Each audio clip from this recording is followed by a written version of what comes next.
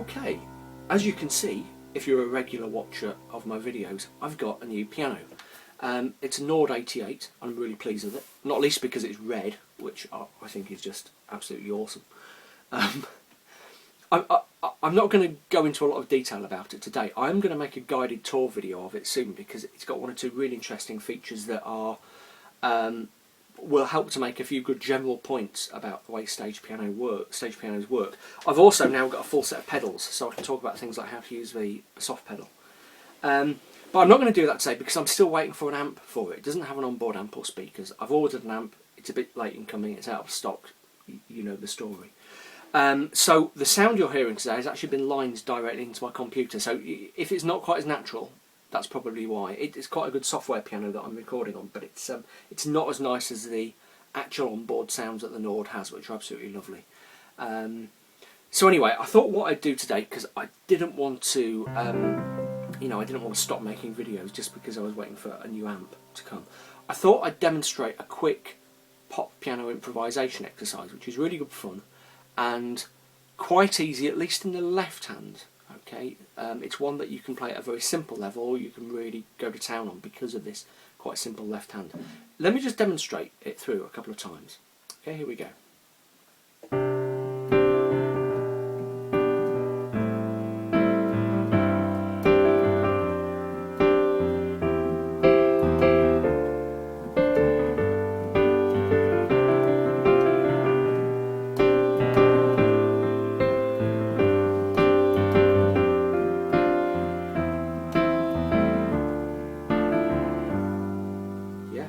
Very simple, a little bit cheesy, it depends what you do with it, but as you can see, what's going on the left is really simple. We're just going down a scale of C.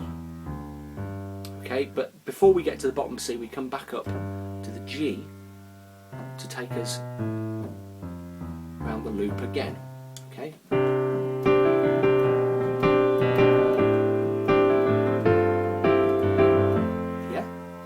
What that's giving us is a kind of implied chord sequence. Okay, you could vary this, but the implied chord sequence we're getting goes a bit like this: C, G, A minor, C with a G in the bass, F, C with an E in the bass. Lovely sound, love that.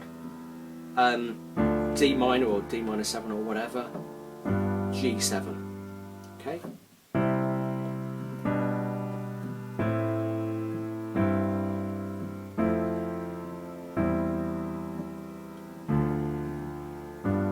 And that allows you to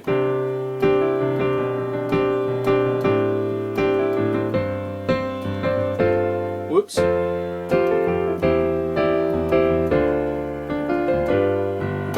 Okay, what I'm doing in the right is the usual kind of comping thing that I've talked about in the past. I'm playing the chords and playing around with them, often splitting them. I talked about split chords in my last video. But I'm also using a lot of suspended ninths and suspended fourths. Okay? So if I play that chord, that's C9.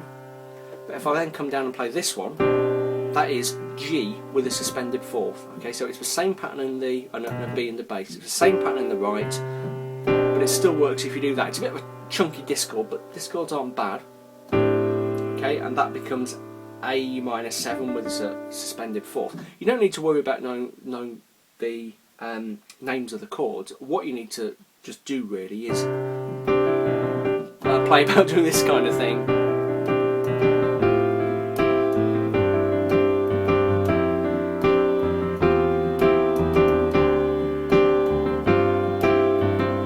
Okay, so as you can see, you can do an awful lot there without moving from that kind of position. Let me just do that again.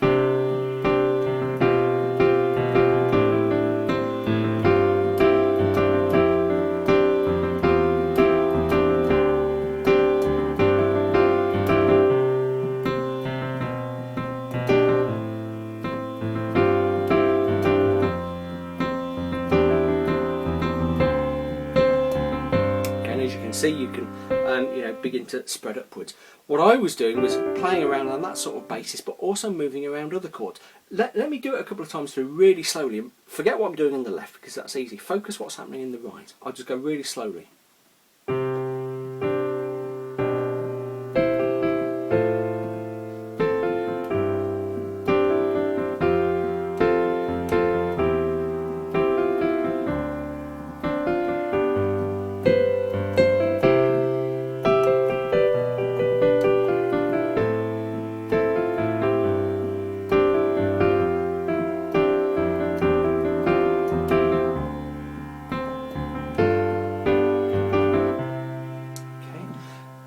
Nothing terribly complicated. Usually I'm just using simple chord shapes like C, F and G, and just adding in those little ninths and fourths and passing notes. Okay, sit down, experiment, play around, and don't worry necessarily about, oh, you know, I know this is an A minor chord, therefore I need an A minor. Try doing things like having the A minor chord and putting an F over the top, or the F chord and putting a G over the top. That's what gives you the really cool sound, and mixing and matching. The kind of cool modern sounds, if you like, you know, mixing and matching the chords in the left and right. So you can completely almost cross your chords. And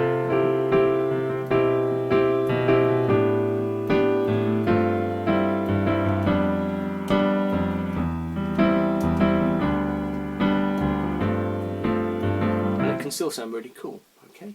So very, very simple, very, very straightforward. Just have a go at it. If at first you're finding all of that difficult, and you know, and I know sometimes some of this can seem complicated, especially if you're just starting out, just start out playing the chords like this.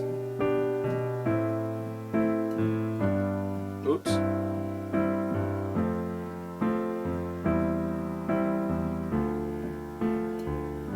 Okay, but if you're working on it, just try it time and time and time and time again. Or just this, you know. And eventually you'll find your fingers are wanting to branch out and do different things.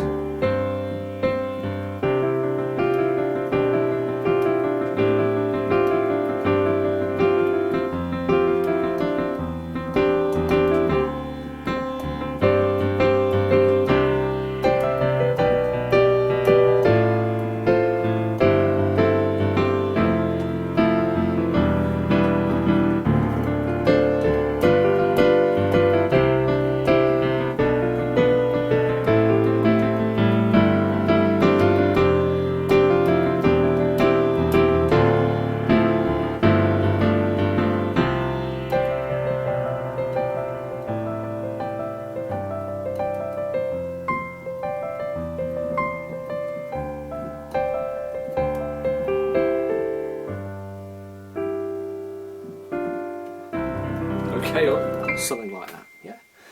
Sit down, experiment, play around, and eventually it will come. Yeah, don't worry about trying to copy exactly what I'm doing. Pick up some of the ideas, but everything is based on that. Okay, which is actually, if you know Nina Simone, that's the bass line of My Baby Just Cares For Me, which is jazz, entirely different, but you know, shows how common it is. Okay, there we go. Any questions? Stick them in the comment thread, send them to me. Sometimes it takes me a while to get back to you because I do get a lot of them, but I will always try. Even if it's kind of a month later, I'll always try to get back to you. Okay, I hope that was useful.